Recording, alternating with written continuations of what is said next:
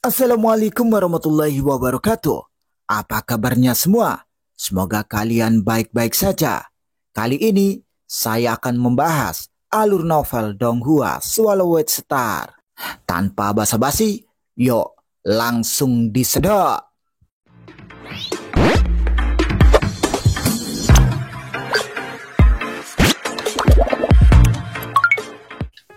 Melanjutkan dari cerita sebelumnya, di dalam rumah Luo Feng, di dalam kamarnya yang terpencil, di salah satu ruang di Menara Bintang, Luo Feng menghindari berbagai faksi di ibu kota Chu dan menahan diri untuk tidak berteman, hanya berfokus pada kultivasinya.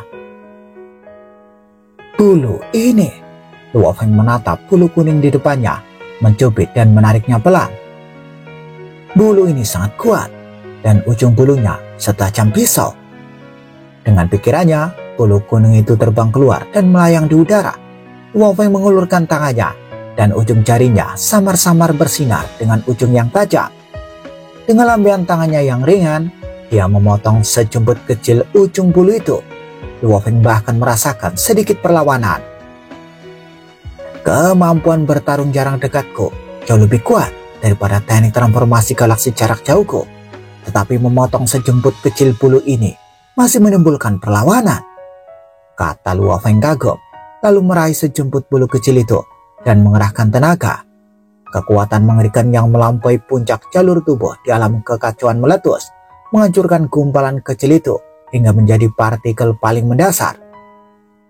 Apa ini? Sejumput kecil bulu itu hancur menjadi puluhan ribu partikel. Ini partikel. Luo Feng memeriksanya dengan sedikit keraguan.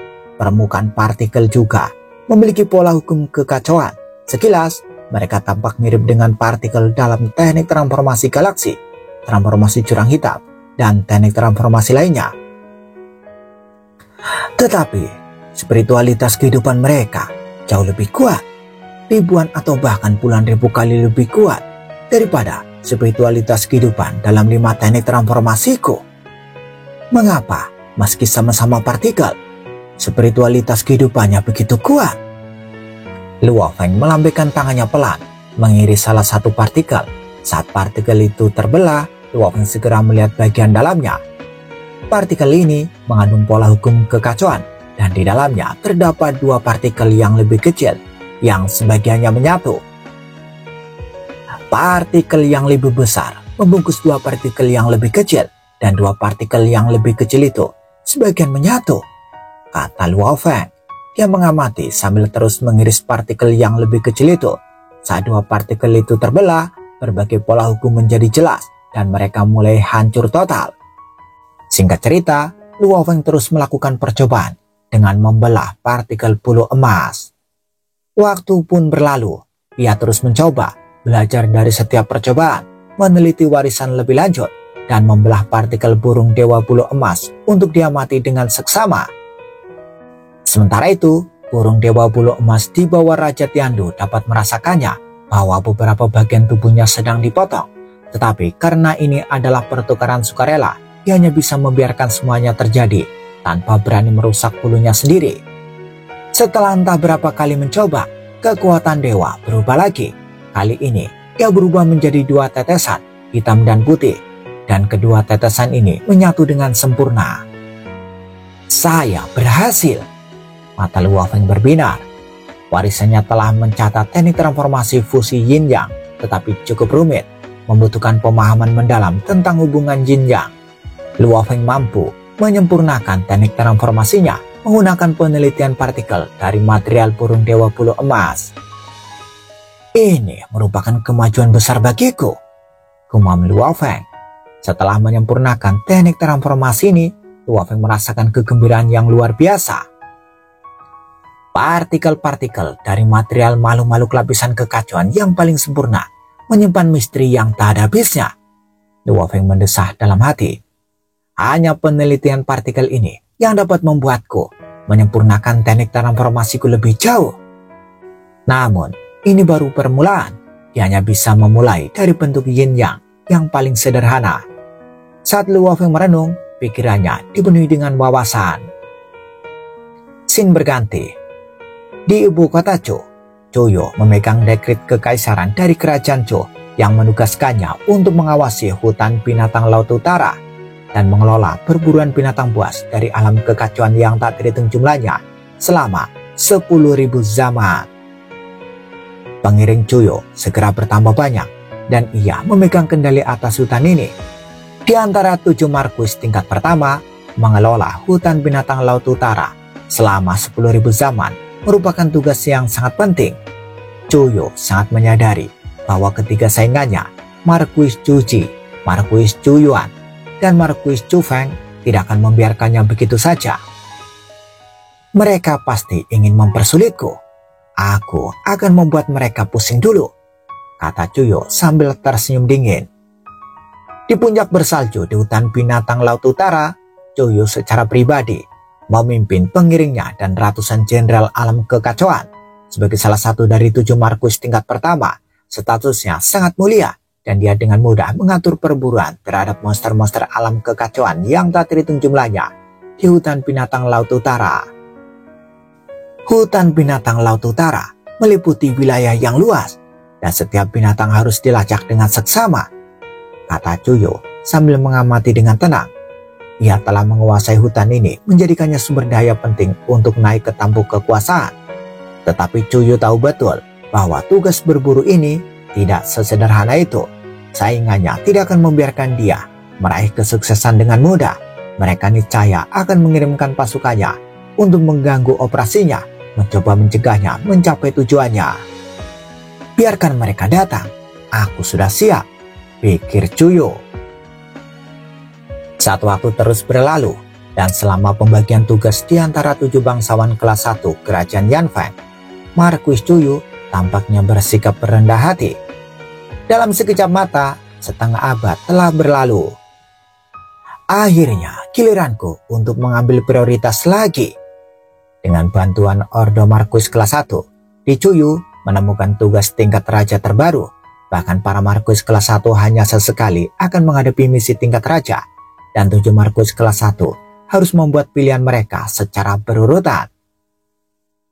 Penjaga dunia api hantu.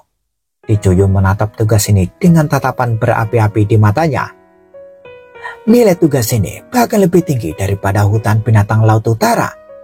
Ini prioritasku. Cuyo mencibir dan mengambil tugas itu sendiri tanpa ragu-ragu. Setelah dia merebut tugas itu, keenam Markuis kelas 1 lainnya pun mengetahuinya pada saat yang sama. Sangat menarik. Sepertinya aku meremehkan Cuyo ini. Dia cukup berani. Dia benar-benar berani merampok secara langsung. Dia benar-benar cari mati. Jangan khawatir, Markuis Cuyuan pasti akan menjadi orang pertama yang mengambil tindakan. Para Markuis kelas 1 lainnya memiliki pemikiran mereka sendiri. Memang ketika Cuyuan mengetahui bahwa Cuyo berani menggunakan prioritasnya lagi dan mengambil alih tugas tingkat raja ini, ia langsung dipenuhi dengan amarah. Alam kekacauan yang baru saja dipromosikan, beraninya kau merebutnya dariku, kata Markuis Cuyuan dengan sangat marah. Menurutnya, hanya mereka yang berada di puncak alam kekacauan yang memenuhi syarat untuk bersaing secara adil. Kaisar Cuyo, Markuis Cuyuan menghubungi Kaisar Cuyo dan mengirim pesan suara secara langsung. Beraninya kau merebut misi tingkat raja. Kenapa? Apakah monyet kelas 1 sepertiku tidak memenuhi syarat untuk mengambil misi tingkat raja? Cuyo menjawab dengan tenang. Sepertinya pelajaran yang kuberikan padamu terakhir kali tidak berguna. Suara Cuyuan terdengar penuh dengan niat membunuh. Kudengar, kau Markuis Cuyuan sangat kuat di antara 7 Markuis kelas 1. Kaulah yang terkuat. Kau bahkan telah bertarung melawan banyak master alam kekacauan tingkat atas dan belum pernah bertemu lawan yang tangguh. Aku ada di rumah sekarang. Datang dan bunuh aku jika kau berani. Cuyo berkata dengan penuh minat. Kau hanya berani bersembunyi di dalam rumah, kata Cuyuan. Tebakanmu benar. Selama masa pelindungan, aku tidak punya misi wajib. Jadi aku akan tinggal di rumah Markuis selama masa pelindungan. Aku tidak akan keluar dari rumah Marquis. Apa yang bisa kau lakukan pada aku? Marquis Cuyo menjawab dengan santai. Mendengar itu, Marquis Cuyuan sangat marah. Aku tidak akan pernah rendah hati dalam melakukan tugas apapun. Kau dan aku sedang menunggu hal yang sama, dan kau ingin menindasku. Itu hanya angan-angan, kata Di Cuyo dengan dingin. Bagus sekali, bagus sekali. Wajah Cuyuan berubah. Di Cuyo segera memutus komunikasi dan terlalu malas untuk memperhatikan orang gila ini. Di rumahnya sendiri, Di Cuyo tidak takut. Setelah Di Cuyo memutus komunikasi, dia berpikir sejenak dan segera menghubungi Luo Feng. Luo He, aku punya beberapa konflik dengan Marquis kelas 1 lainnya. Sebaiknya murid-muridmu tidak keluar akhir-akhir ini. Luo Feng yang sedang menyendiri merasa lega setelah menerima pesan itu. Aku akan memberitahu mereka. Luo Feng memberikan instruksi kepada Merosa, Mayu Qingyan, dan Yuanzhu. Catatan ya, Zuanzhu di sini itu guru origin. Jadi ingat itu, dia itu nama aslinya itu Zuanzhu. Oke? Di tempat lain, saat ini Cuyuan sangat marah sehingga guntur dan kilat menyambar, langsung menghancurkan gedung tempat dia berada, dan bahkan 2 pelayan di luar gedung pun terpengaruh. Para pelayan berubah menjadi abu dalam sekejap. Sialan! Sialan! Mata Cuyuan dipenuhi dengan guntur. Pada saat ini, sebuah sosok muncul di langit. Itu adalah Cuji. Cuyuan! Teriak Cuji. Dan itu bahkan mengejutkan jiwa Cuyuan, membuatnya kembali jernih. Dia menongak dan melihat Cuji mendarat. Saudaraku, Marquis Cuyuan menggertakkan giginya. Di Cuyu ini melakukannya dengan sengaja. Dia sengaja memprovokasiku. Ya, dia sengaja memprovokasimu agar kau menjadi gila lagi dan melanggar hukum yang ditetapkan oleh para leluhur. Kemudian, dia akan memenjarakanmu di dunia api nether selama 10.000 zaman, kata Cuji memarahi. Cuyuan terkejut dan menatap saudara satu-satunya yang dapat dipercayainya. Kau telah banyak menderita untuk sampai ke tempatmu saat ini dan menjadi seorang Marquis kelas 1. Kau sangat berbakat dan bahkan mungkin mampu melampaui alam kekacauan. Pada saat ini, kau tidak boleh jatuh ke dalam jebakan pihak lain. Jika kau kembali menjadi gila dan bertindak gegabah, kau hanya akan membuat Di Cuyo menertawakanmu, kata Cuji. Cuyuan mengangguk. Saat melakukan sesuatu, kamu harus memperhatikan beberapa peraturan. Jangan sampai melanggar larangan, kata Cuji dengan tidak berdaya. Awalnya, saudaranya ini cukup rasional, tetapi saat dia memperhatikan warisan metode rahasia Hunyuan, emosinya menjadi semakin tidak terkendali. Banyak anggota keluarga kerajaan Guntur kuno memiliki emosi yang tidak terkendali, dan ketika emosi mereka meledak, mereka akan berbalik melawan Raja Dewa. Kakakku mewarisi beberapa karakteristik keluarga kerajaan dari kerajaan Guntur kuno. Cuji berpikir dalam hati. Carilah beberapa menteri tamu untuk mendiskusikan solusi bersama, kata Cuji. Baiklah, Cuyuan mengangguk dan menahan amarahnya.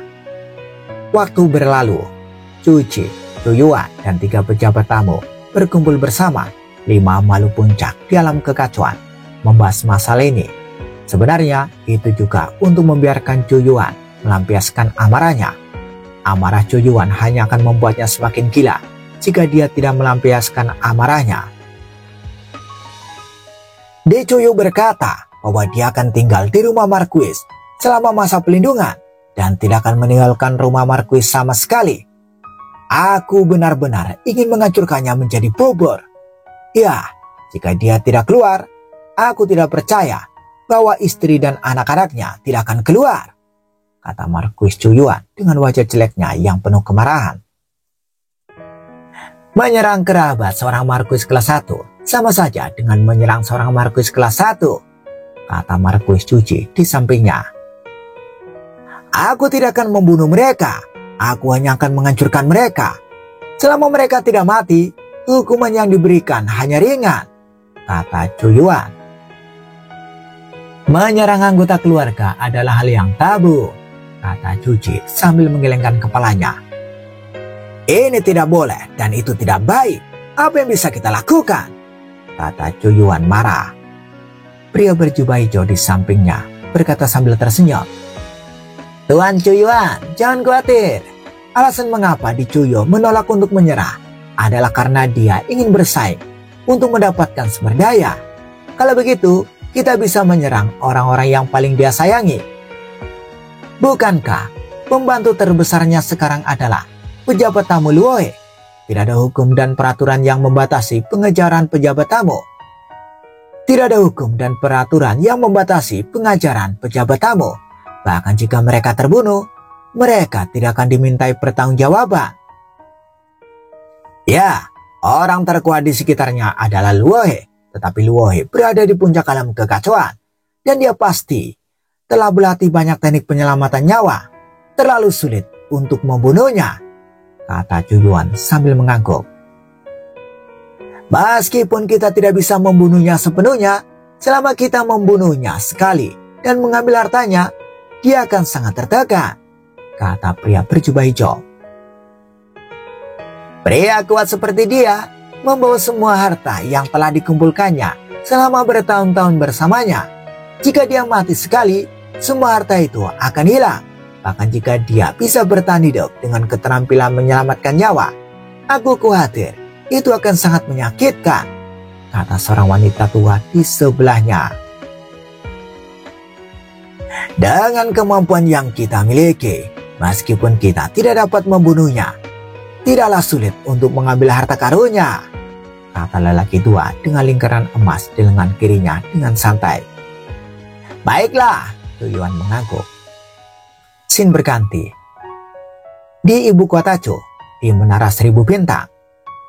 Saya ditekan oleh alam semesta asli selama sebagian besar era reinkarnasi, dan saya dengan hati-hati merasakan berbagai keadaan kehidupan di alam semesta asli dan pengoperasian semua hal. Namun, makhluk hidup dan aturan operasi benua asal jauh lebih misterius, kata Xuanzu yang duduk di sebuah bangunan kecil di Menara Qianxing, minum anggur dan memandangi makhluk hidup di dunia luar. Catatan ya, Menara Qianxing itu sama dengan Menara Seribu Bintang ya, yang satu bahasa Cina, yang satu bahasa Indonesia. Oke? Setelah menerima sejumlah besar warisan dari sekte Xinyi, leluhur Origin menyerap pengalaman banyak pendahulu dan mulai mengintegrasikannya menjadi satu untuk menciptakan metode tingkat abadi dari alam semesta virtual. Ketika metode itu awalnya berhasil, kekuatan leluhur Origin meningkat pesat. Terkadang kenyataan juga ilusi, dan ilusi juga realitas. Xuanzu tersenyum. Metodeku telah membuat beberapa kemajuan awal, dan itu dapat membentuk klon ilusi. Klon ini juga memiliki tubuh asliku. Xuanzu cukup puas dengan 30% kekuatannya. Ku dengar, bahkan di alam kekacauan, hanya sedikit orang yang memiliki kemampuan mengkloning dirinya sendiri. Tiba-tiba, sebuah gelombang gerakan turun. Xuanzu melihat sosok berjubah hijau berdiri di sampingnya. Kekuatan tak kasat mata telah sepenuhnya menahan Xuanzu. Pada saat ini, leluhur Origin hanya merasa bahwa sosok berjubah hijau di depannya seperti dunia yang tak berujung dan tidak bisa menahannya sama sekali. Kesenjangannya begitu besar sehingga tidak dapat dipercaya. Apakah kamu Yuan? Sosok berjubah hijau menatapnya. Ini memang tubuh dewa sejati abadi, bukan reinkarnasi kekuatan dewa, pikir sosok berjubah hijau. Aku ingin tahu, instruksi apa yang ingin diberikan oleh Yang Mulia? Kata leluhur Origin berdiri dan memberi hormat. Saya mendengar bahwa pejabat tamu Luohe berusaha keras untuk membawamu ke kota Chu. Sosok berjubah hijau itu berkata dengan santai. Cepat kirim pesan ke Luohe. Katakan saja padanya, kalau dia tidak datang, kau akan mati. Leluhur Origin sedikit terkejut. Baiklah, saya akan segera mengirim pesannya, kata Xuanzu dengan sikap rendah hati. Sementara itu, Luo Feng masih di guanya. Luo Feng yang sedang menyendiri dipanggil keluar. Xuanzu, apakah ada sesuatu yang mendesak? Tanya Luo Feng sambil menatap Xuanzu. Luo Feng, klon virtualku, berada di Menara Qianxing di kota dan bertemu dengan menteri tamu Chu Yuan bernama Tianyu Daseng. Dia berkata, kamu harus segera pergi ke sana. Kalau tidak, dia akan membunuhku. Tapi jangan khawatir, dia hanya menangkap klon virtualku, kata Xuanzhu. Klon virtual? Apakah Tianyu Daseng tidak bisa mengenalinya? Tanya Luo Feng yang terkejut. Klon virtualku juga merupakan tubuh nyata, tetapi kekuatannya lebih lemah dari tubuh asliku, kata Xuanzhu. Luo Feng mengangguk pelan. Jika tubuh asli Xuanzhu yang ditahan, dia pasti akan pusing. Kamu harus berhati-hati karena mereka membiarkanmu pergi. Mungkin akan ada penyergapan, kata Xuanzhu mengingatkan. Jangan khawatir, Luo Feng mengangguk. Lalu dia melangkah dan berjalan menembus Gampan, lalu menghilang. Gedung Menara 1000 Bintang hanyalah bisnis biasa di kota Chu. Tetapi hari ini adalah hari paling istimewa sejak didirikan. 2 markuis kelas 1 dan 3 menteri tamu alam kekacauan berada di gedung Menara 1000 Bintang. Rahasia Luohe tidak jelas, sebab dan akibatnya saling terkait. Sulit untuk menemukan informasi tentangnya. Dia naik ke tampuk kekuasaan dengan cepat dan bahkan hanya memiliki sedikit saudara dan teman. Mungkin saja dia adalah reinkarnasi dari seorang lelaki tua. Saat kita mengambil tindakan nanti, kita harus mengerahkan seluruh kemampuan, kata wanita tua di samping Cuci. Kita tidak boleh gegabah saat menghadapi prajurit puncak alam kekacauan, kata lelaki tua dengan lingkaran emas di lengan kirinya. Dia berada di puncak alam kekacauan. Dalam hal ranah, dia telah menyentuh ambang batas Raja Dewa. Namun Luohe ini adalah orang yang ahli dalam mengolah tubuh fisik. Gerakannya relatif bodoh yang membuatnya lebih mudah dihadapi, kata pria berjubah hijau itu dengan mencibir. Tidak peduli siapa lawannya, kita harus mengerahkan seluruh kemampuan kita, kata Cuci. Lebih baik jika tubuhnya kuat, sehingga aku bisa bertarung dengan lebih bahagia. Aku akan memukulnya dengan 1000 atau 10.000 batang kayu dan menghancurkannya menjadi tumpukan pasta daging. Mari kita lihat seberapa kuat tubuhnya, kata Chu Yuan yang berambut hitam jelek. 4 penguasa puncak alam kekacauan lainnya telah lama terbiasa dengan temperamen Chu Yuan itu. Mereka datang, kata wanita tua itu sambil melihat ke kejauhan. Dia merasa sedikit takut. Dia telah memahami asal-muasal sebab dan akibat, tetapi dia selalu merasa bahwa rahasia Luohe terlalu samar dan dia hanya bisa melihat sedikit. Tiba-tiba, seorang pria berpakaian hitam berjalan keluar dari Gampan. Dia memiliki sepasang tanduk emas gelap di dahinya dan sedikit kedinginan di wajahnya.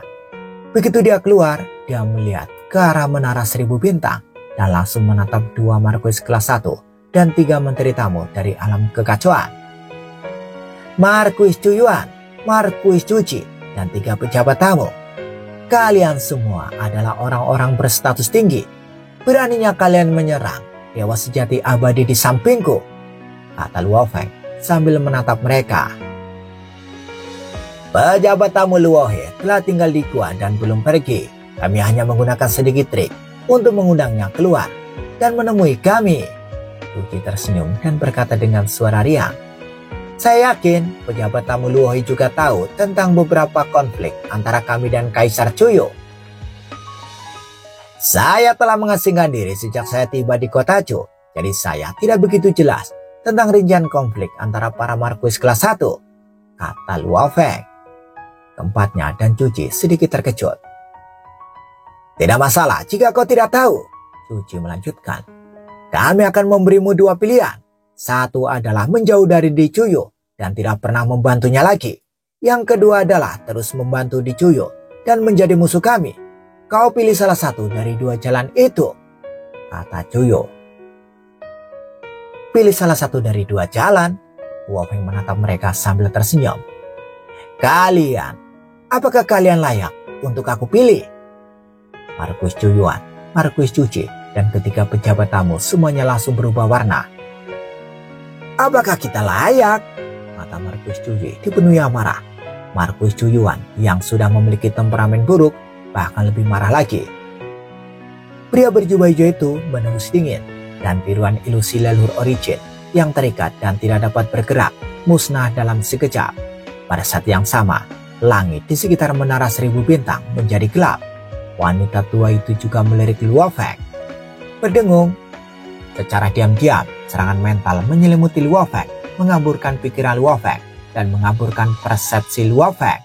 Namun, Luo Feng yang telah mencapai tingkat kedua kehendak spiritual Raja Dewa dan menguasai teknik Liu Yan sama sekali tidak tertipu oleh hal ini.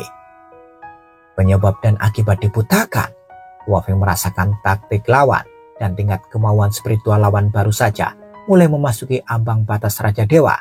Namun, serangan mental ini bertujuan untuk mengaburkan semua persepsi seseorang. Ini Sun Keqing yang berada di samping Chuyi. Dia ahli dalam hukum sebab dan akibat, dan asal muasal sebab akibat juga misterius dan tidak dapat diprediksi. Orang tua dengan lingkaran emas di lengan kirinya memandang Luo Feng dari jauh, dan lingkaran emas di lengan kirinya menghilang begitu saja.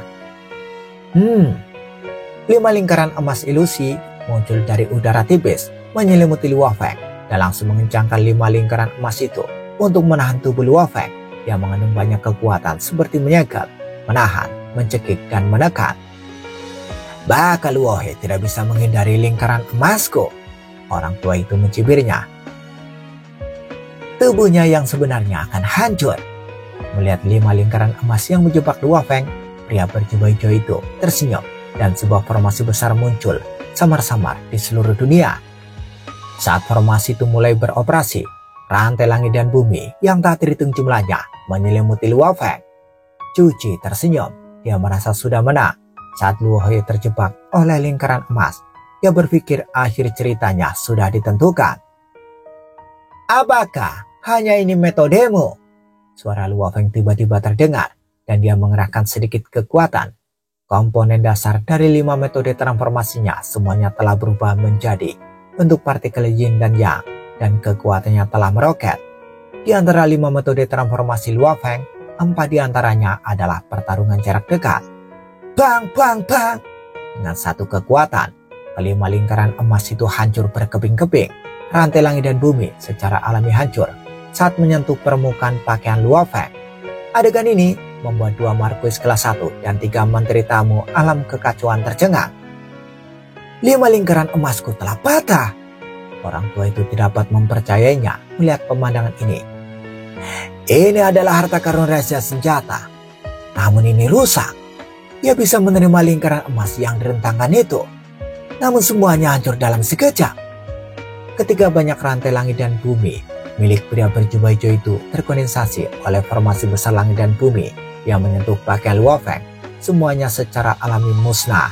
Dia bisa dengan jelas merasakan kekuatan luar biasa yang terjadi saat rantai yang dikendalikannya menyentuh pakaian Luo Feng. Jika Anda menyentuhnya, Anda akan mati. Cepat lari! Dia tidak berada di puncak alam kekacauan, tetapi dia berada di alam kekacauan transenden. Pria berjubah hijau itu ingin melarikan diri sambil menyampaikan pesan itu. Ledakan. Dengan Menara Seribu Bintang sebagai pusatnya, cahaya perak yang tak berujung muncul dan menyelimutinya membentuk sangkar bola perak besar yang menyelimuti seluruh Menara Seribu Bintang. Mau pergi ya? Luo Feng melangkah dan sosoknya bergerak melalui gampahan dan muncul di samping pria berjubah hijau. 5 jarinya mencengkram tubuh pria itu. Dalam sekejap, area beberapa kaki di sekitar pria berjubah hijau itu berubah menjadi kekacauan dan semua lapisan spesial musnah. Kekuatan yang mengerikan menghantam dinding membran dunia. Dengan satu pukulan, tubuh Sage Agung Tianyu hancur total, bahkan tidak ada kemampuan untuk melawan. Pertama, 5 lingkaran emas runtuh, rantai langit dan bumi musnah, dan kekuatan Sage Agung Tianyu bahkan tidak dapat menahan satu pukulan pun. Ini merupakan rangsangan yang hebat bagi Chuyi dan yang lainnya. Meskipun tubuh dewa Sage Agung Tianyu tidak terlalu kuat sebagai praktisi asal dunia, ia sama kuatnya dengan Marquis Liu Yin dan keduanya memiliki kemampuan yang kuat untuk melindungi hidup mereka. namun ia sangat rentan di hadapan Luo Feng. Terjadi ledakan. Lengan Luo Feng tiba-tiba membengkak seperti pilar surga dan dia meraih pria tua dan wanita itu dengan kedua tangan secara bersamaan.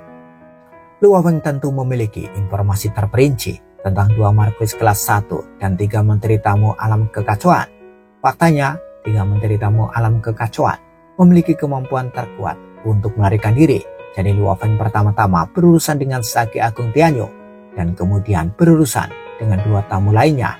Adapun Chu Ji dan Chu Yuan kuat, dia lemah dalam melarikan diri. Berdengung, tangan Luo Feng menembus gampan dan muncul dari udara tipis di depan 2 menteri tamu alam kekacauan. "Tuanku, ayo kita pergi." Wanita tua itu meraih marquis Chu Ji dan menghilang dalam sekejap. Tubuh lelaki tua itu hancur dan berserakan menghindari Luo Feng. Ketika tubuh lelaki tua itu muncul di kejauhan, dia menatap sangkar Bima Sakti dengan kaget dan marah. Sangkar ini menembus gampan dan memisahkan bagian dalam dari bagian luar.